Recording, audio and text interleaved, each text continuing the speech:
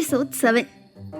மகிழன் உறங்கிக் கொண்டிருக்க அப்போது அவன் மேல் யாரோ கையை தூக்கி போடுவது போலவும் காலை தூக்கி போடுவது போலவும் இருக்க அதில் விழுக்கென்று கண் விழித்து பார்த்தவன் கண்முன் தூக்கத்தில் இருத்தியா அவன் மேல் கை காலை போட்டு அவனை அணைத்தாற் போல உறங்கிக் கொண்டிருந்தாள். ஐயோ, இவ என்ன இப்படி என் மேல வந்து படுத்துட்டு இருக்கா என்று விழித்த மகி, ஏய் தள்ளி போடி என்று அவளை பிடித்து தள்ளினான். தட்டா, ஆடாம இருடா என்று தூக்கத்தில் உளறிய ரித்யா இன்னும் அவனை இறுக்கி அணைத்துக் கொண்டாள். அதை கேட்டு அதிர்ச்சியாக விழித்த மகிழன், தட்டாவா, யாருடி அவன் என்று அதிர்ச்சியாக கேட்டான். தட்டா, இன்னைக்கு என்ன புதுசா பேசுற? நான் தான் உன்னோட ரீதி செல்லும், சரியா? சரி, என்ன தூங்க விடு என்று தூக்கத்தில் உளறியவள் இன்னும் அவனை இறுக்கி அணைத்துக் கொண்டு உறங்கினாள். ஐயோ, இவ என்னென்னமோ உளறிட்டு இருக்கா. ஆமா, யார் அந்த டட்டாவா இருக்கும்? சரி, அவன் எவனோ இருந்துட்டு போறான், நமக்கு என்ன வந்துச்சு? இவ என்ன இப்படி கட்டுப்பிடிச்சு தூங்குறா? ஏய், தள்ளி போய் அந்த பக்கம் படுடி என்று அவளை பிடித்து தள்ளினான். ஆனால் ரித்யாவோ அவனை விடாது இறுக்கி அணைத்து நன்கு உறங்கிக் கொண்டிருந்தாள். அவனும் எழுப்பி எழுப்பி பார்த்தவன் ஓரளவுக்கு மேல் சலித்து போக, இன்னைக்கு இப்படியேதான் தூங்கி ஆகணுமா? மூஞ்ச பாரு, ஆரமெண்டல் என்று தூங்கிக் கொண்டிருந்தவள் மூக்கை பிடித்து ஆட்டினான் மகிழன். அதில் என்று குழந்தை போல சினுங்கி மூக்கை அவன் நெஞ்சில் வைத்து தேய்த்தவள் மீண்டும் உறங்கினாள். ஏய், என்னடி பண்ற லூசு என்று அவளை முறைத்தவன், இவன் நிஜமா தூக்கத்துலதான் படுத்திருக்காளா இல்ல வேணுனே படுத்திருக்காளா என்று யோசனையாக அவளை பார்த்தவன், வேணும்னு படுத்திருக்கிற மாதிரி தெரியல, பாரு நல்லா தூங்குறா. பார்க்க நல்லாதான் இருக்கா, கொஞ்சம் மாநிற கருப்பி. கருப்பினெல்லாம் சொல்ல முடியாது, ஆனா நான் கருப்பின்னு தான் சொல்லுவேன், கருப்பி என்றவன் இதழ்கள் புன்னகை புரிய, சி, நான் எப்படி எவ்வளவு போய் ரசிக்கிறேன் என்றவன் கண் முன் பழைய நினைவு ஓடியது. மகி, இங்க பாரு, இந்த டிரெஸ் எனக்கு நல்லா இருக்கா என்று அலுவலக அறையில் மகிழன் அவன் இருக்கையில் அமர்ந்து வேலை செய்து கொண்டிருக்க அவனுக்கு முன் ஸ்லீவ்லெஸ் பிளவுஸ் அணிந்து தொப்புள் தெரிய புடவை கட்டி அவன் முன் நின்று தன்னை பார்க்க சொல்லி கேட்டுக்கொண்டிருந்தாள் திவானி. திவானி, எனக்கு நிறைய வேலை இருக்கு, நீங்க இருந்து போறியா என்று தன் லேப்டாப்பில் இருந்து கண்ணை நகர்த்தாமல் கூறினான் மகிழன். நான் போறேன், பிளீஸ் மகி, என்ன ஒரே ஒரு முறை மட்டும் பாரு, உனக்காக தானே நான் சாரி கட்டிட்டு வந்திருக்கேன், பிளீஸ் பேபி பாரு என்று குழைந்து கொண்டு கூறி அவன் கன்னத்தை கொள்ளினாள் திவானி. திவானி, கையடு என்று கோபமாக அவள் கையை தட்டிவிட்ட மகிழன், உன்கிட்ட எத்தனை டைம் சொல்றது என்ன தொட்டு பேசாதன்னு? உனக்கு ஒரு தடவை சொன்ன புரியாதா? முதல்ல இங்க இருந்து போ என்றான் கோபமாக. அதில் பாவமாக அவனை பார்த்த திவானி, நான் உன்னோட லவ்வர் தானே, ஏன் நான் உன்னை தொடக்கூடாது? எப்ப பாரு சும்மா கைய பிடிச்சா கூட என்ன பிடிக்க கூடாதுன்னு சொல்ற? சரி, அத விடு. ஏன் மகி, உனக்காக தானே நான் புடவை கட்டிட்டு வந்திருக்கேன், நீ பாக்கணும்னு தானே கட்டிட்டு வந்திருக்கேன், ஒரே ஒரு தரம் மட்டும் பார்த்து சொல்லு எனக்கு எப்படி இருக்குன்னு என்றாள் கெஞ்சலாக. அதில் தன் கண்ணை மூடி திறந்த மகிழன், இவ இப்போதைக்கு இங்கிருந்து போக மாட்டா போல என்று கடுப்பாக நினைத்தவன் அவளை நிமிர்ந்து பார்த்தவனின் முகம் அஷ்டகோணலாக மாறி அதை அடுத்த நொடி மாற்றியவன், நல்லா இருக்கு, ஆனா இனிமே இந்த மாதிரி ட்ரெஸ் பண்ணாத, கொஞ்சம் நீட்டா ட்ரெஸ் பண்ணு, இப்ப கிளம்பு, எனக்கு வேலை இருக்கு என்றான். ஏன் மகி, இந்த ட்ரெஸ் நல்லா இல்லையா என்று கவலையாக கேட்டாள். நல்லா இருக்கு, ஆனா வேண்டாம், சரி நீ போ என்று அவள் அங்கு நிற்பது பிடிக்காமல் கூறினான் மகிழன். ஓ, சரி சரி பேபி, எனக்கு புரியுது, நான் உன் முன்னாடி மட்டும் செக்ஸியா ட்ரெஸ் பண்ணணும்னு நினைக்கிறேன். ஓகே ஓகே, இனிமே நம்ம தனியா இருக்கும்போது, சச்சா, நம்ம தனியா இருக்கும்போது ட்ரெஸ் எதுக்கு என்றாள் வழிந்தார் போல. அதில் மகிழனுக்கு எரிச்சல் ஏற்பட, எனக்கு வேலை இருக்கு, அதை நான் செய்யட்டுமா வேண்டாமா என்று கேட்டான் அவளை பார்க்காமல்.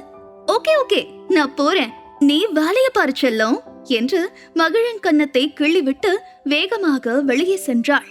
அவள் போனதும் தன் கர்ச்சீஃப் எடுத்து வேக வேகமாக அவள் தொட்ட இடத்தை தேய்த்தவன், இவள நானும் தான் லவ் பண்றேன், ஆனா இவ தொட்டாலே பிடிக்க மாட்டேங்குது என்று கடுப்பாக கூறியவன் தன் வேலையை பார்க்க தொடங்கினான்.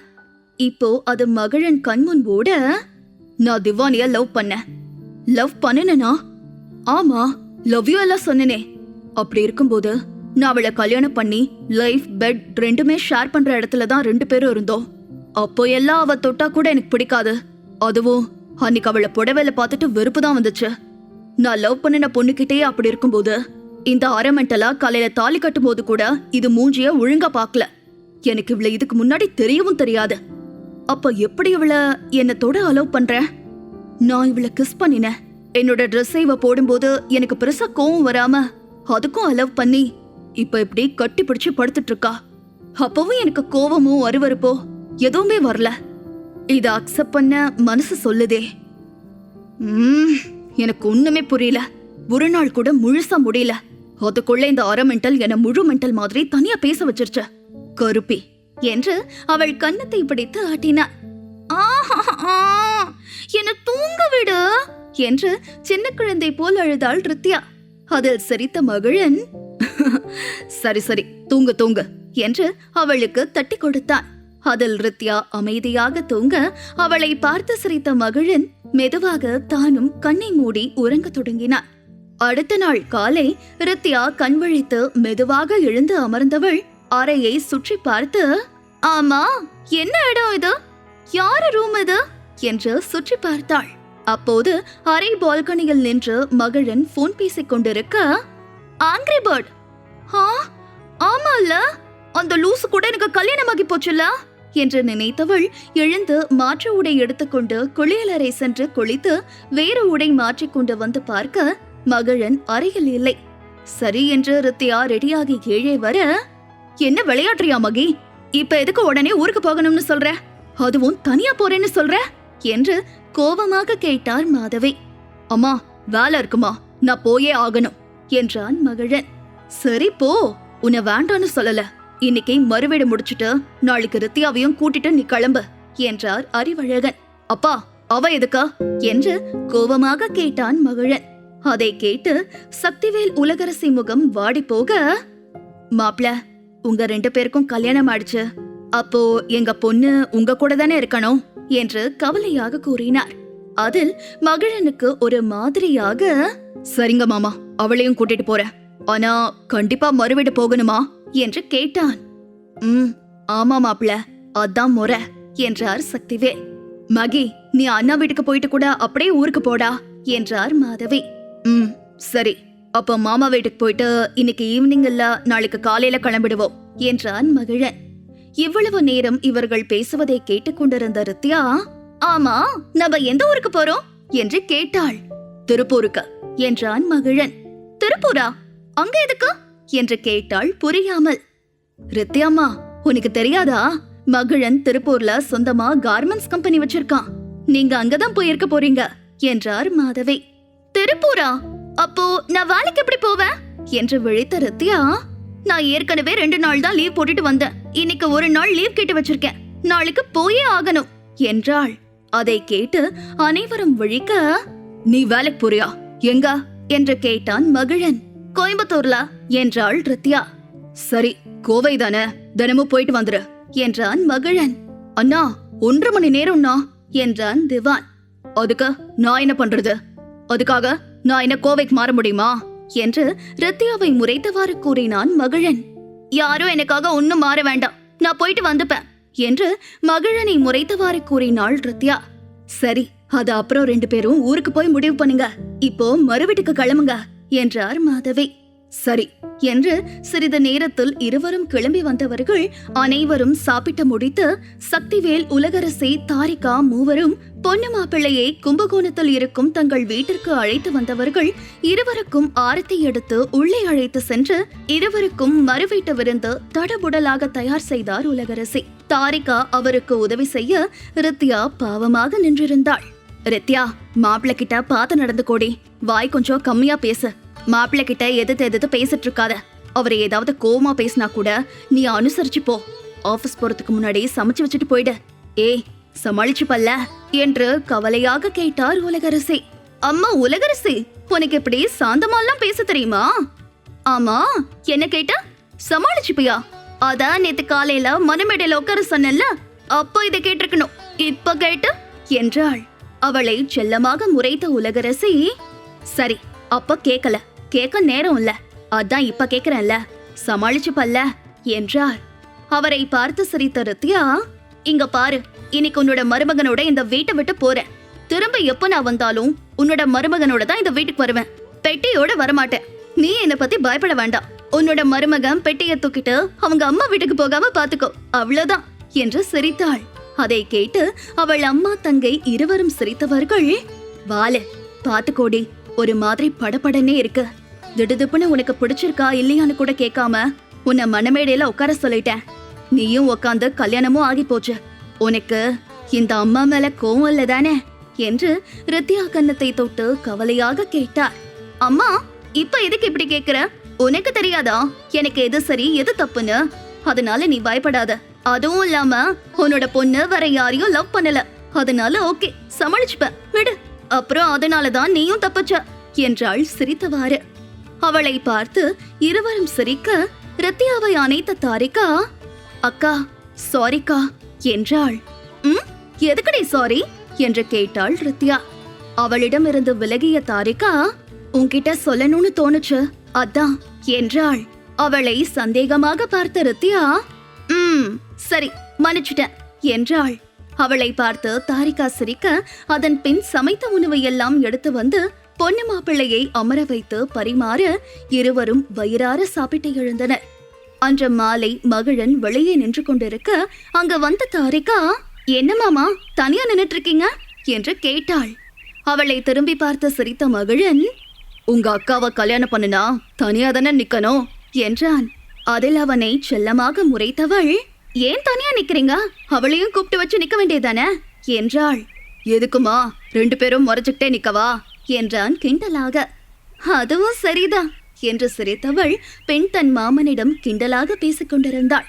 அப்போது மகிழனை பார்க்க வந்த ரித்தியா, பாரு குழந்தையா கிட்ட மட்டும் பல்ல பல்ல காட்ட வேண்டியது, எல்லாரும் இப்படிதான் இருப்பாங்க போல என்றவள் வேகமாக இவர்கள் அருகில் வந்து, உங்ககிட்ட கொஞ்சம் பேசணும் என்றாள். அதில் திரும்பி இருவரும் அவளை பார்க்க, சரி மாமா நீங்க பேசுங்க, நான் போறேன் என்ற தாரிகா அங்கிருந்து செல்ல போனாள். ஏய் நில்லு, உனக்கு தெரியாம பேச இங்க ஒன்னும் இல்ல என்று தாரிகா கையை பிடித்து நிற்க வைத்த ரித்தியா, மகிழன் நாம எப்ப ஊருக்கு கிளம்புறோம்? ஐ மீன் நைட்டா இல்ல மார்னிங்கா என்று கேட்டாள். உனக்கு எப்ப போகணும் என்று கேட்டான். உங்களுக்கு மார்னிங் 3 o'clock கார் ஓட்டுறது ஒன்னும் ப்ராப்ளம் இல்ல தானே? ஏன் கேக்குறேன்னா நம்ம மார்னிங் கிளம்பலாம், நைட்டு கிளம்புனா பாதி நேரத்துல தான் கோவை போய் சேர முடியும், அதுதான் என்றாள் தயக்கமாக. சரி எனக்கு ஒன்னும் ப்ராப்ளம் இல்ல, மார்னிங் கிளம்பலாம் என்றான். அக்கா உன்னோட திங்ஸ் எல்லாம் எப்படி மாமா வீட்டுக்கு எடுத்துட்டு வருவ என்று கேட்டாள் தாரிகா. அது நாங்க 2 பேரும் போய் எடுத்துட்டு வந்துடுறோம், நீ கவலைப்படாத. போனா போகுது, நான் உனக்கு உதவி செய்றேன் என்றான் மகிழன். போனா போகுதா? அதையெல்லாம் ஒன்னும் வேண்டாம், உங்க உதவியை யாரும் இங்க எதிர்பார்க்கல. அதுவும் இல்லாம என்கிட்ட அவ்வளவு பொருளும் இல்ல, சோ நானே எடுத்துட்டு வந்துடுவேன். உங்க உதவி ஒன்னும் எனக்கு தேவையில்ல என்று அவனை பார்த்து உதட்டி சொல்லித்தவள் அங்கிருந்து சென்றாள். போகும் அவளை பார்த்து மகிழன் சிரிக்க, மாமா அவ கொஞ்சம் வாய்தான், ஆனா நல்ல பொண்ணு, அவளை பாத்துக்கோங்க. ஏதாவது வாய் கொஞ்சம் அதிகமா பேசினா தப்பா எடுத்துக்காதீங்க என்றாள். அவளை பார்த்து புன்னகை புரிந்த மகிழன், சரிமா என்றான். மாமா அது இன்னொரு முக்கியமான விஷயம் என்றாள் தயக்கமாக.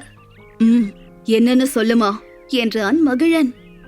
அது மாமா தப்பா எடுத்துக்காதீங்க, நீங்க ஒரு பொண்ணை லவ் பண்ணிருக்கீங்க, அதுவும் கல்யாணம் வரைக்கும் வந்து அத நின்னு போய் தான் அக்காவை கல்யாணம் பண்ணிருக்கீங்க. அப்ப நீங்க லவ் பண்ணின பொண்ணு மேல நிறைய பாசம் காதல் எல்லாம் வச்சிருப்பீங்கல்ல, அவங்க இன்னும் உங்க மனசுல இருப்பாங்க தானே?